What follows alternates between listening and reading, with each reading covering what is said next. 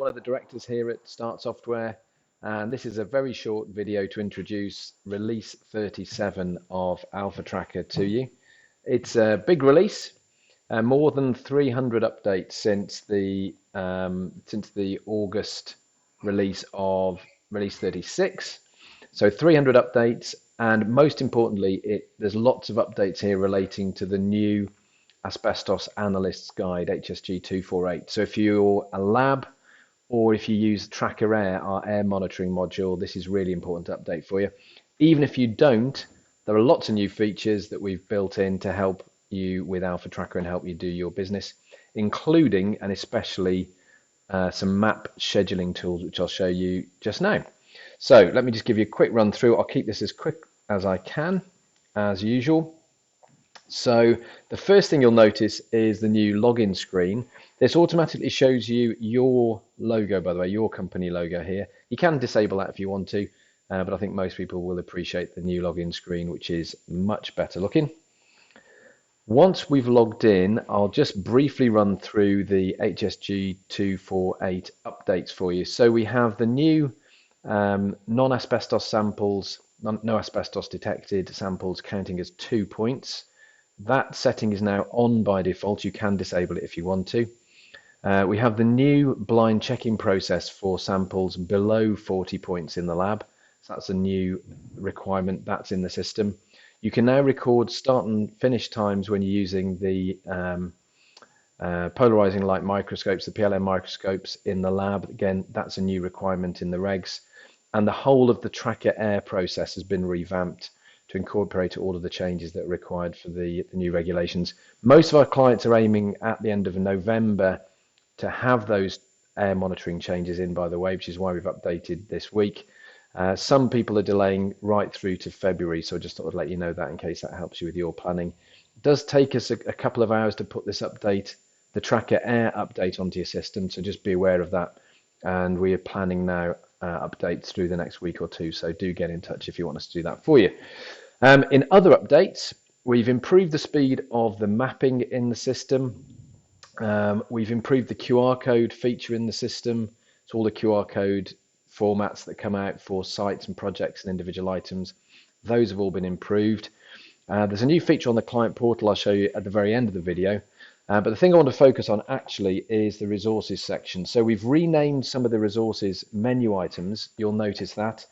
What was previously called Select Resource, which baffled everybody, is now called Staff Calendar. What was previously called Calendar is now called Company Calendar, reflecting that it brings up the company calendar. The map scheduling feature, though, is the new thing that I really wanted to show you today. It's brand new, and it'll really help you if you're an organization that does domestic scheduling, especially for councils and housing associations, where you're doing hundreds of properties over a week or two or three period. So you choose your staff members first. So let's say that this is our demo system here. Let's pick Dan and myself to be the surveyors. And I'll get us on to today in the diary. In fact, I might even go the following day, actually. I'll go tomorrow. So here's tomorrow's diary for me and Dan. This works best for master projects, by the way. Mostly we're expecting you to handle this by booking lots of projects in for the domestic surveys under a master project. So typically you'll be selecting a master project, though you could be selecting by clients and individual projects. By the way, we do have a site importer on this screen, which enables you to import hundreds or thousands of properties in one go and create the master project all in one screen. So we've tried to make that as easy as we can for you as well. Then on the right hand side, let me just get myself zoomed in. On the right hand side, you see the sites, the jobs associated with that master project. And in the middle of the screen, you actually get to see them on a map. So you can see them grouped. So you can see all of the sites that you've got to do. You've got to book into the diary. The red ones are the ones you haven't yet booked in. The green ones are the ones that you have. And we've shown them on a map so that you can group each surveyor's day geographically, so they're not wasting time traveling between jobs. The really clever bit is once you've selected the surveyor, and you've selected how long you want each appointment to be. So let's suppose I want there to be 1.5 hour appointments between 8 and 5. All I have to do is click the plus button and it will drop them into the diary based on the selected surveyor. And you can just keep doing that to keep adding jobs to a surveyor's diary. They'll go green on the right hand side. They start filling the diary here. They are mapped here. And you can also use these buttons to get the route map for each surveyor for each day and optimize the route. So if it's not the fastest way around those surveys for that surveyor, the optimize route button will tell you what the fastest way would be. It's a really cool screen. It's got loads of power.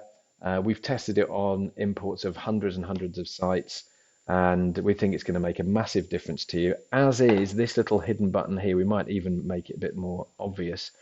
This screen also has the power to text the tenants that you'll be coming to visit, to tell them about the appointment, ask them to confirm just with a link in the text message, and even offer them alternative appointments if that appointment isn't suitable for them. That feature, combined with our reminders, our text or email reminders that go out to people before you attend site, we're thinking could be a genuine game changer for people doing lots of domestic surveying. The final one I said I'd mention was a point. If I just bring that up on the screen, if I've logged in here as a client, so they're in the client portal of Alpha Trackers. This is one of your customers logging in. We now have this new project pipeline, which exposes some of the milestones that you're on the projects that you're doing for them, so that they can essentially track the progress of projects now live through the portal. It's a feature we've been asked for a while. We've put that in. You can control what's shown in terms of milestones. They can hover to see the detail on any of these particular milestones. And hopefully this will reduce the number of calls you're having to take from your clients when they're chasing up progress on jobs, because they can just see it visually themselves when they log into the portal. So there you go. There's a very quick summary of release 37. It's available now. You can update the systems yourselves just as normal through the menu option, or give our support desk a call or drop us an email and we'll do it for you. Like I say, on the air monitoring side, it is a sort of a couple of hours for us to do the update. There's a lot to it because of the new regs. So do give us plenty of notice. Speak to the support desk or speak to Kim, who's organising that. And we'll update you at an appropriate time and a suitable time for you. Thanks very much for watching, and do keep sending us ideas for release 38, which we expect to be ready just after Christmas. Thanks very much.